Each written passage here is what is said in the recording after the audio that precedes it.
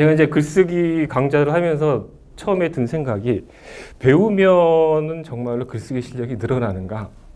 좀 저도 이제 좀 생각을 해봤어요. 과연 글쓰기라는 게 배움과 가르침을 통해서 글쓰기 실력이 늘어날 수 있는가? 왜냐하면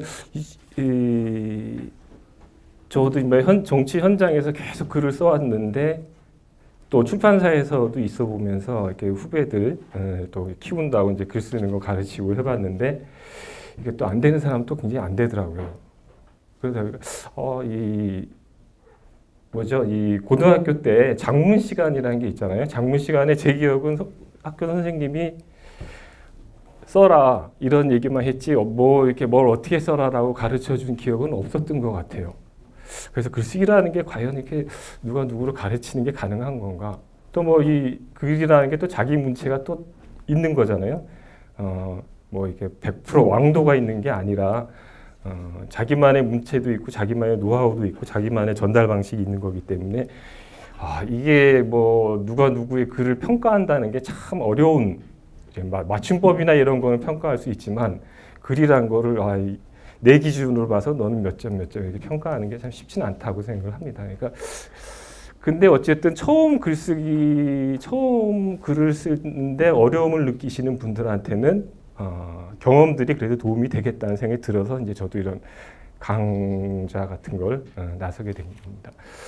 어쨌든 제일 중요한 거는 쓰는 거겠죠. 저도 이제 이 책 제일 첫머리에 쓴 게 어쨌든 뭐 독서를 많이 강조하는데 여러 권의 독서보다도 제일 좋은 게 어쨌든 본인이 직접 써버릇하는 거 쓰면서 깨우쳐 나가고 수학 문제 같은 거죠. 수학 문제도 자기 한번 풀면 자신감이 생기니까 이게 실력이 또 늘잖아요.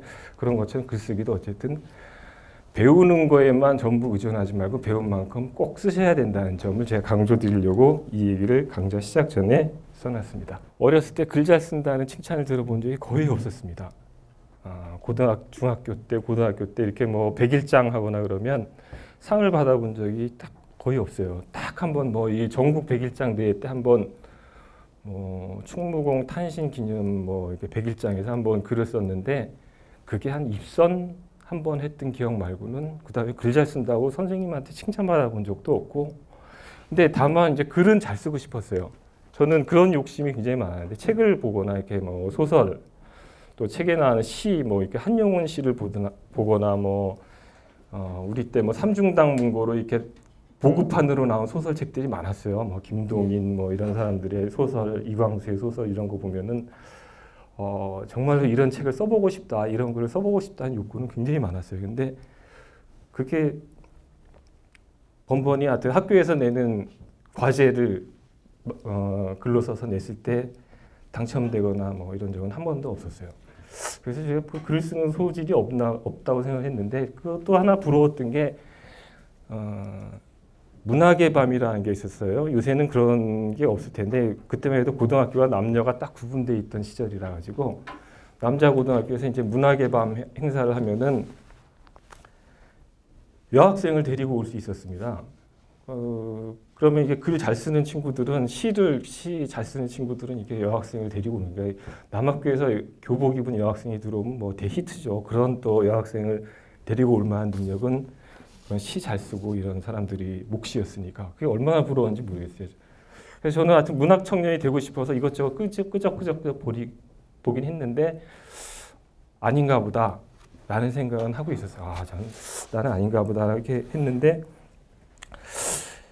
대학교 들어갈 때 이렇게 국문과나 문예창작과를 가고 싶은 마음이 있었어요. 그래가지고 제 꿈은 국문과 가서 반드시 국어 선생님이 돼가지고 여자고등학교의 선생님이 되겠다. 이게 제 꿈이었어요.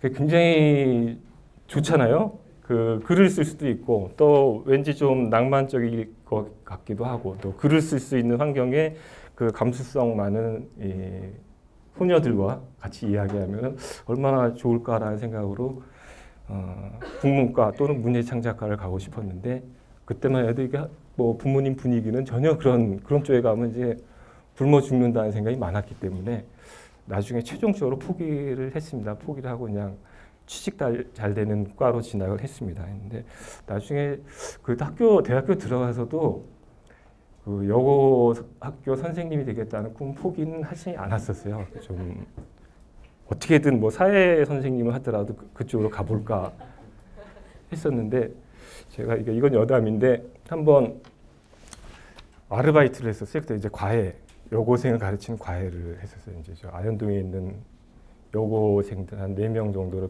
가리키는 거 했는데 그게 그때 과외를 하면은 이제 주인집이 있고 거기에 이제 학생들이 모여서 하루에 이제 뭐 월수금 이렇게 뭐 2시간씩. 근데 그때 꽤 수입이 컸어요. 그래서 열심히 했는데 한번 숙제를 냈는데 안 해온 거예요. 안 해와가지고 이제 제 주인집 딸을 굉장히 야단을 쳤어요. 그랬더니 좀 있더니 다른 3명이 막 선생님한테 저한테만 원망을 하는 거예요. 왜? 그래서 좀 깜짝 놀라가지고 왜 그러냐. 전 대표로 주인집 딸을 야단치면 다른 애들이 다 알아먹겠거니 생각했는데 다른 3명이 이게 저한테 원망하는 게 왜 주인집 딸만 야단치냐. 제가 그 얘기도 굉장히 놀랐어요. 그래서 이게 여고 선생님은 아무나 하는 게 아니겠구나 라는 생각으로 그때부터 좀 꿈을 포기하기 시작했어요. 여고 선생님 굉장한 아주 자상하거나 아니면 아주 무심한 사람이 해야 되겠다라는 생각으로 포기를 했었습니다. 그 유인물을 돌리는 사건이 있었어요. 그래서 그때 생각에 이제 계속 이제 주범을 찾으려고 이 사람 저 사람 취조를 하는데 저희가 이제 당당하게 저는 그렇게 생각을 했어요. 경찰들이 쫙 깔린 데서 유인물을 뿌리려면 굉장한 용기가 필요한 거 아닙니까? 그러니까 그런 애들이 당연히 주범일 것이라고 생각을 했어요. 근데 그래서 저는 아주 쉽게 제가 글을 썼습니다. 초안은 제가 작성한 겁니다. 그랬더니 그때 정보과 형사가 저한테 야 임마 무슨 일을 해도 글을 쓴 사람이 주범이야 항상. 제가 그때 처음 알았어요. 그러니까 당시 항내시를 아무리 주동해서 누가 모이고 5명이 해서 뭐 시위 주동을 하고 구속되고 제적돼도 주범은 그 초안을 쓴 사람이더라고요. 초안을 쓴 사람이 꼭 주범으로 제일 형량도 많이 받고 제일 오래 살다 나와야 됩니다. 그러니까 그때 느낀 게 글의 힘을 무서워하는구나. 저 사람들이 글의 힘을 무서워하는 거야. 글이라는 게 세상을 바꾸고 사람의 마음을 움직이기 때문에 그렇구나. 이렇게 뭐 정말 두려움을 무릅쓰고 행동하는 사람도 또 중요하지만은 그 사람들의 생각을 바꾸고 머릿속에 새로운 사실들을 불어넣어주는 사람들이 그렇게 중요한 거구나 하는 생각을 그때 깨달았습니다. 우리 노 대통령님 옆에서 제가 이제 기록을 하면서 막 있다가 너무 힘들어가지고 나중에 저 그만두겠습니다라고 말로 몇 번 했었는데 제가 청와대에 1년 먼저 나왔었거든요. 근데 우리 노 대통령이 한 번도 억셉트를 안 하셨어요. 너 계속 열심히 해라. 잘하고 있으니까 열심히 해라. 하고 또 바쁘시니까 또 이렇게 가버리시니까. 근데 너무 몸은 힘들고 그래서 이거 어떻게든 좀 빠져나가야 되겠다는 생각은 들어서 마지막으로 선택한 게 편지였어요. 대통령님 저는 요만저만해서 힘들고 이렇게 힘들어서 또 제가 해야 될 이런 게 있어서 편지를 한 2페이지 정도짜리 편지를 올려드렸어요. 이제 내부 보고 올리는 데. 했더니 편지라는 것에 아까 제가 연애 편지 얘기를 했지만 편지라는 것의 강점은 사람들이 아무도 없을 때 찬찬히 보게 돼 있어요. 누구나. 그건 대통령님도 마찬가지죠. 그러니까 제가 연애 편지를 글로 많이 써야 된다고 얘기한 게 이제 그게 저희 집사람이 저도 아까 그 사건으로 구속돼서 한 8개월 살고 있었는데 제가 한 4개월쯤 살았을 때 우리 집사람이 다시 취직주동으로 들어왔어요. 그래가지고 한 1년 6개월 형을 받아가지고 제가 나오니까 제가 거꾸로 기다려야 되는 시간이 한 1년 2개월 정도 됐나? 그때 이제 얼굴 면회도 안 되니까 그때 제가 매일 했던 게 이제 편지 써주는 일이었어요.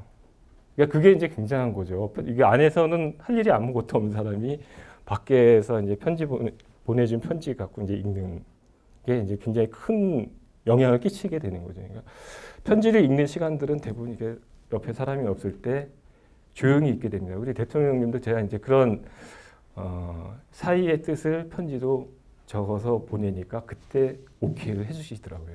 그러니까 제가 계속 이제 글의 힘을 말씀드리는 거는 이런 서신의 힘 이런 것들이 꽤 많아요. 우리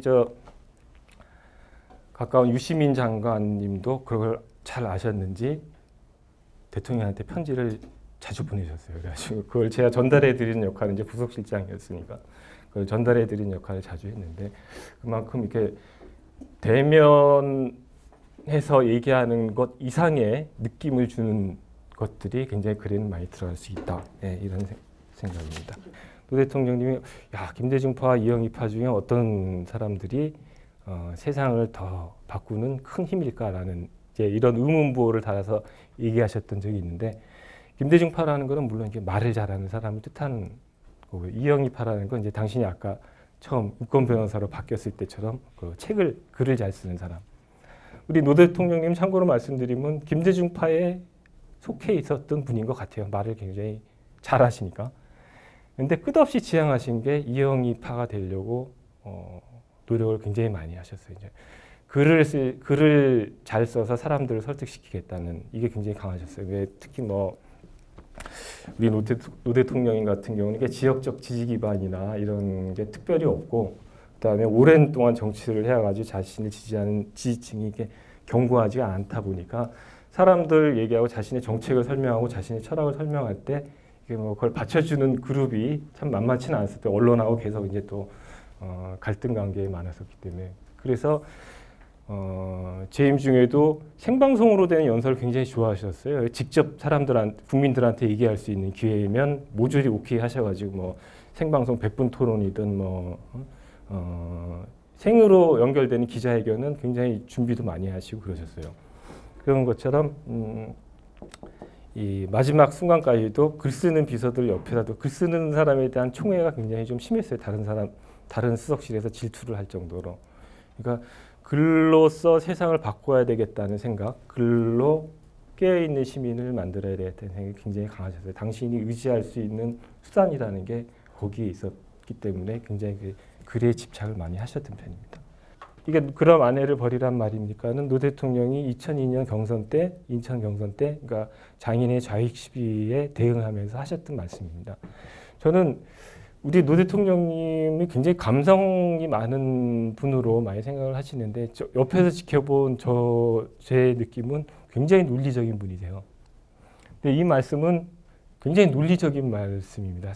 잘 따지고 보면은 내 아내의 장인이 좌익 활동을 했다고 지금 공격을 하는데 그렇다면 내가 아내랑 헤어져야 된단 말입니까? 하고 반문을 한 건데 굉장히 논리적인 말인데 이 말은 감성 코드와 결합이 돼 있어요. 듣는 사람은 굉장히 감성적으로 듣는 거예요. 그럼 아내를 버리란 말입니까? 그래서 이때 이제 높은 영가 해가지고 지지율이 한 60% 이상 막 치솟는 결정적인 역할을 하게 되는데 사람들한테 아내를 버리란 말입니까? 논리적으로 들리기보다는 굉장히 감성적으로 들렸어요. 아내를 굉장히 아끼고 사랑하는 사람으로.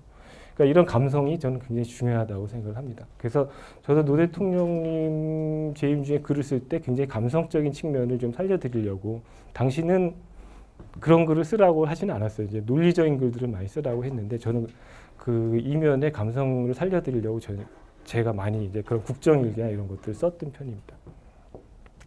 그래서 이런 걸 하려면 소설이나 영화를 많이 보시는 게 좋겠다. 아까 말씀드린 대로. 2012년에 문재인 후보의 대통령 후보 수락연설이었는데 초고를 써드렸는데 이런 내용을 추가해서 해달라는 게 문장 중간에 이런 게 들어왔어요. 그러니까 제가 대통령이 되면 기회평등, 과정의 공정함, 결과의 정의, 기회평등, 과정의 공정함, 결과의 정의라는 국정 운영 원칙을 바로 세우겠습니다. 근데 이 말을 연설문으로 그냥 읽으면 임팩트가 없을 것 같아요. 그래서 바꾼 게 제가 대통령이 되면 공평과 정의가 국정 운영의 근본이 될 것입니다. 그래서 이거 하나를 다 끊어버린 거죠. 그러니까 연설문은 특히 그래요. 이게 일반 글일 때는 또 상관이 없을 거예요. 근데 연설문일 경우에는 이렇게 단문으로 끊어주는 게 기회는 평등할 것입니다. 과정은 공정할 것입니다. 결과는 종례로울 것입니다. 이게 주는 임팩트가 좀 달라요. 단문이. 그러니까 제가 그래서 단문을 권해드리는 이유가 이것이 이제 긴장감을 사람들한테 불러주고 임팩트를 주니까